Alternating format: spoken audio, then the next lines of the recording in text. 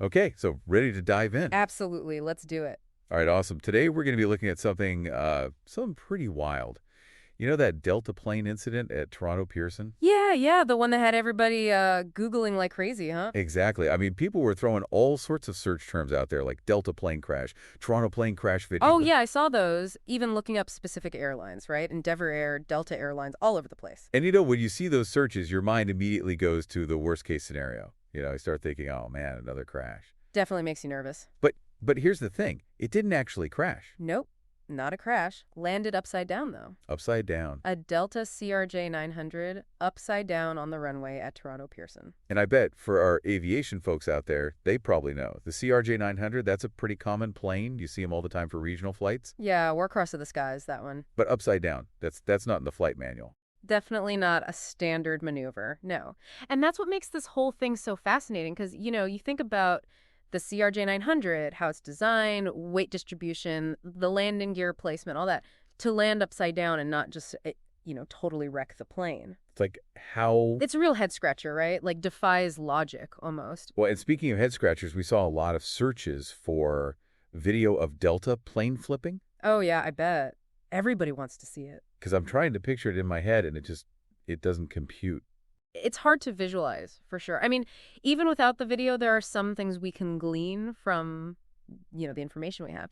I noticed you were looking at searches for, like, how many plane crashes in 2025. So clearly we're thinking about the bigger picture here, right? Like, is this part of a trend? Yeah, exactly. Because when something like this happens, you immediately think, okay, is this becoming a more common thing?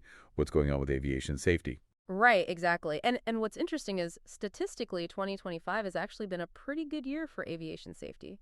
Relatively speaking, there's actually been a slight decrease in incidents. Huh. So this Delta incident is kind of like an anomaly then. Seems that way, yeah. An outlier for sure. Okay. Well, that's slightly reassuring, I guess. But still, I mean, this specific incident is just so bizarre. And you brought up the search for Deborah Flint earlier. Now she's the head honcho over at the Greater Toronto Airports Authority. So maybe people were looking for official statements from her. Makes sense, right? But I was also thinking maybe they're interested in like her expertise. Oh, interesting. Like, what kind of safety protocols does Toronto Pearson have in place for something like this? Because, I mean, this is highly unusual. Yeah, good point. It's not just about statements. It's about, like, what does she know that we don't? Exactly. And that actually ties in nicely with another search term we saw, Toronto weather. Ah, yes. The weather. Always a factor, right? So was this a perfect storm kind of situation? Well, literally, right. I mean, because it's mind-boggling. We're looking at what's statistically a pretty safe year for aviation, and then out of nowhere, a plane lands upside down. Wild, right. And the fact that there were no injuries, it's almost unbelievable. Yeah, that's the silver lining for sure, but it definitely raises all sorts of questions. Like, is there something specific about the CRJ 900 that we need to look at? Are there changes that need to be made at Pearson?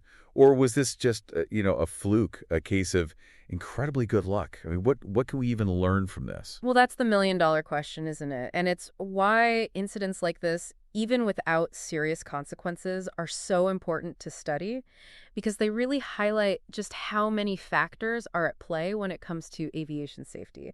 You've got the technology itself, right? The plane. You've got the human element, the pilots, the crew. And then you've got the wild card, the weather. It's a whole system. And understanding how those things interact is crucial. A delicate balance for sure. So after digging into all of this, I'm curious, for you, what stands out the most? Is it the mechanics of how that plane landed upside down? Is it the safety protocols at Pearson? Or is it that bigger picture of aviation safety in 2025? What are you walking away from this deep dive thinking about? That's a good question. I think for me, it really is that balance, that interconnectedness of everything. We can have all the technology in the world, the best training, the most stringent safety protocols, but sometimes things just happen. And those are the moments that really make you think, make you appreciate the complexity of it all, and maybe even make you a little more grateful the next time you step on a plane. Absolutely. Because even with all our advancements, we're still learning. And incidents like this, as strange as they are, they push us to keep learning and to keep striving for safer skies. So our listeners out there, what about you? What's got you thinking after this deep dive? Let us know. Until next time, thanks for joining us. Today is your lucky day.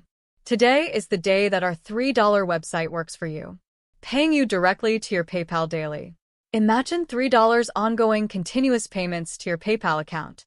Imagine falling asleep and waking up to $300 in your PayPal account. How would this make you feel? How could this help you? What bills could you pay? What kind of fun could you have? What does that retirement look like now?